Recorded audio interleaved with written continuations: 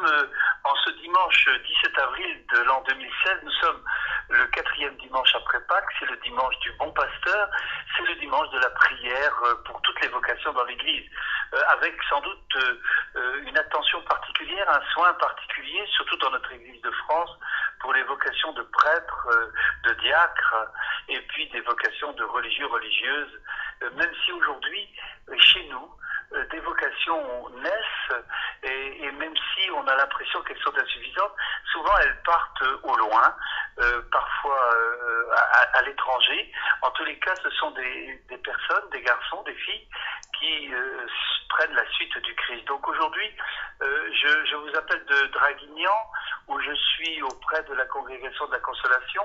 Il y aura 2 jeunes filles qui vont s'engager samedi, dont une pour toujours,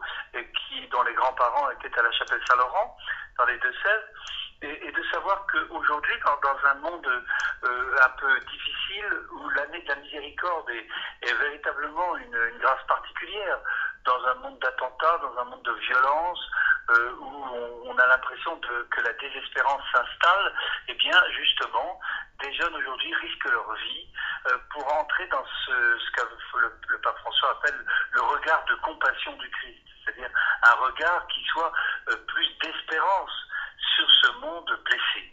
Et je crois que ici, d'ailleurs à Draguignan, il y a aussi une autre jeune fille qui est de Bouillé-Loret, qui se prépare elle aussi actuellement à suivre le Christ dans cette même vocation inspirée du Père de Foucault, car ici cette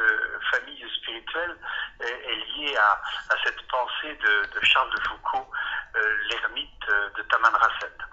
Donc nous avons à garder espérance, car au milieu de chez nous,